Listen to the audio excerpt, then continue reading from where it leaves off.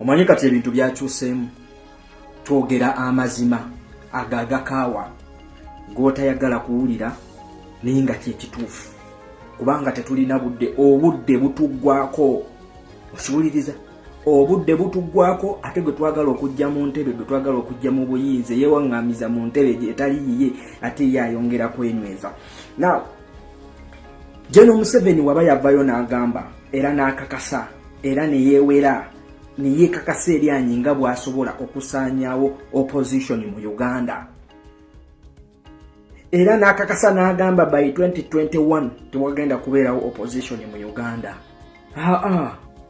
Era tewabeerayo munnansi akkiririza mu ebyo ebigambo. Era n'akakasa n'akkiriza nti Museveni opposition agisaanyizaawo olw'okuba ebiri mu FDC kati ne mu bibiina ebirala ebyenjawulo.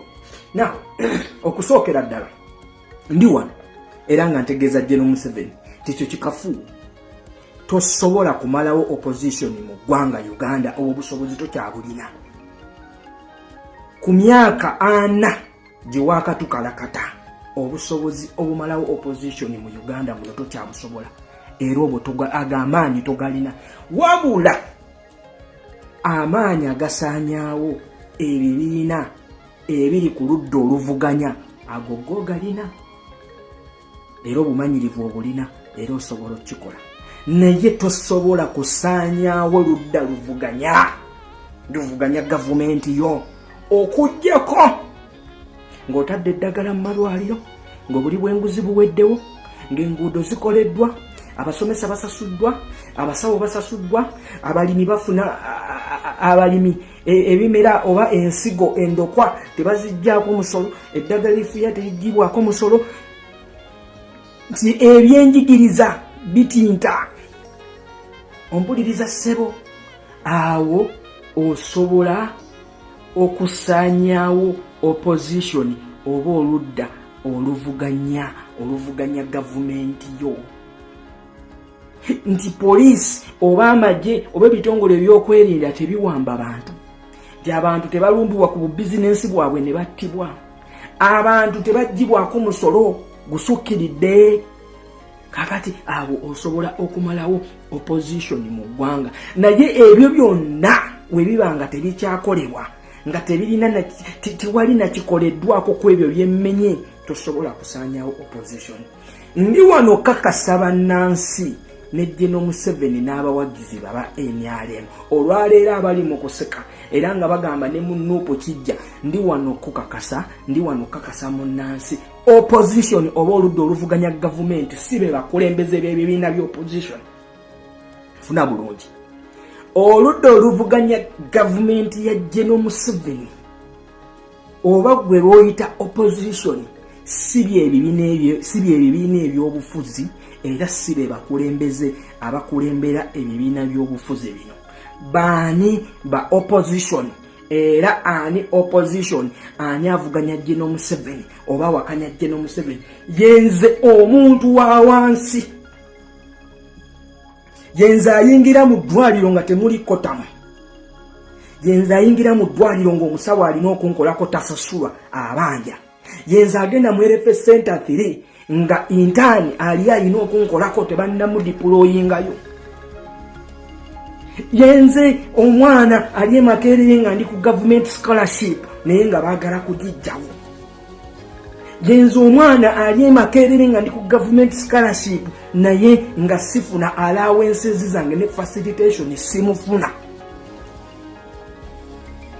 Yenze omuzadde atwala omwana ku ssomero taamu neggwako ne balinnyisa fees taamu eggwako endala nga sizirina fees. Yenze omulimi nti olwaleero endokwa n'ensigo njigula buwanana. Nti eddagala erifuuyira ebimera diteebwako omusolo. Ofuna bulungi. Yenze landiroodi gwe bataddeko property tax. Yenze alina ka bizinensi nga nina okusasula license etajja na mu capital gwe nina mu bizinensi. Yenze omusuubuzi gwe bagoba ku kkubo nga newokunteeka tewaliiwo.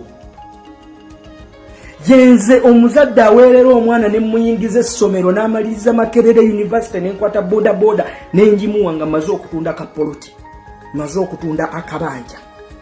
Yenze omuzadde akwata omwana ng'avudde Makerere entunze byange byonna kyokka ateera n'entunda ne musindika mu Buwarabu okukuba ekyeyo okuyingira ekiyumba. Naye nga namusomesa ne bamutikkira okubeera omusomesa, okubeera omusawo, naye ng'essaawa zakati ali mu kiyumba akola. Kyokka ate n'atuuka n'okufiirayo n'entunda kapoloti kange akalala obente nkomyewo mayiti ye mu box. Yeffe ab'oludda oluvuganya, yeffe aba opposition. Naawe ndi wano kakasa munnansi Museveni bye yeewera tasobola okusaanyawo opposition, asobola okusaanyawo bibiina bya bufuzi era asobola kugula bakulembeze ba bibiina bya bufuzi ebyo. Museveni tasobola keera ku makya n'agula nze omuntu owa wansi nga sirina ddagala mu ddwaliro, nze omuntu owa wansi nga banzijjako ssente yange ey'omuwi w'omusolo ne bangamba bagenda kuzimba Lubowa hospital ne batagizimba. Naye ono akulembera ekibiina ky'ebyobufuzi Museveni asobola okumugula, kubanga olwaleero oyo si yasobola okuyingira wali eri n'agenda mu kakiriniki oba mu kalwaliro nze bwengenda okugenda. Asobola levo y'ensambya, asobola Nakasero, asobola Kibuli, asobola Lubaga, asobola Agakani. Ate naye Museveni yennyini asobola okuminfluence nga n'amutwala wabweru n'amujjanjabisa. Olwaleero obutakola nguudo mu Uganda n'obutazimba malwaliro, it's deliberate. Nti olwaleero omubaka wa parliament asobola okulwala naye parliament n'emutwala n'emujjanjaba wabweru lwansonga constitutionally emuwa obuyinza obwo. Ezo benefits ze alina okuzifuna, alina medical insurance. Now olwaleero nga wembikumenyeddaawo wenja okubuuliza nti gwewa FDC, gwewa NUP, gwewa UPC, gwewa DP, gwewa anti, nkubuuza kiki ekitugatta? Tuyina ekitwawula. Nze wa NUP ekinjawula naawe wa FDC manvuuli na langi gyenyambala eya red. Owa FDC kiki ekikwawula nange owa NUP nti gwoli wa bbulu ate olina ekisumuluzo. Owa DP kiki ekikwawula nange owa NUP n'owa FDC nti gwolina enkumbi ate langi yo ya kiragala. Owa UPC nti nange ndi mu kimyufu. Kaakati tubuuza ate kati ekitugatta ki?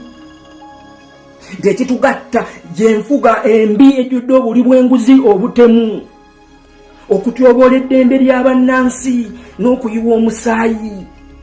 Okiwuliriza nti ebyobulamu bifu, ebyentambula bifu, ebyemirimu bifu, nti emirimu gyafuuka gyani ani mu ofiisi oyingirawo osangalyo n'oli. Kati tuyina ekitugatta regardless of our political parties, tuyina ekitugatta ndi kyeti wekujjako nakyemalira ono. Wano wenkugambira nti Marchers Revolution yeetaaga ba leaders. Yes, leader anayimirira n'omuntu wa wansi oyo tugenda kutambula naye.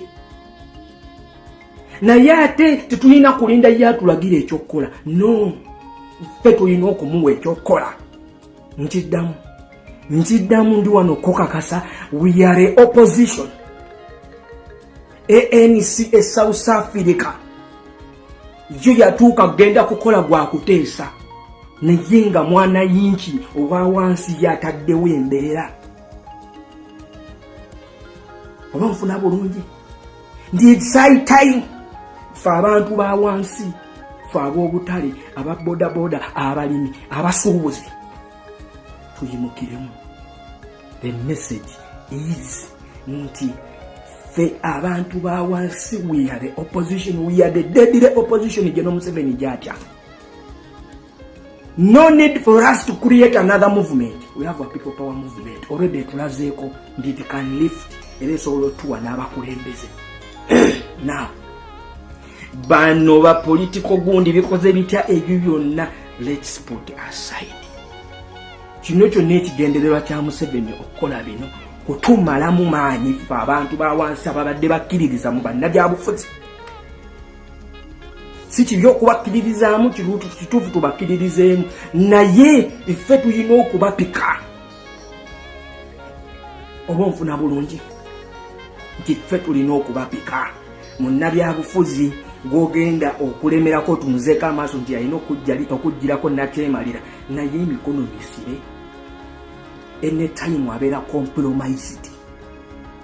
Kakati it's we nkiddamu fe abantu ba wansi we are opposition.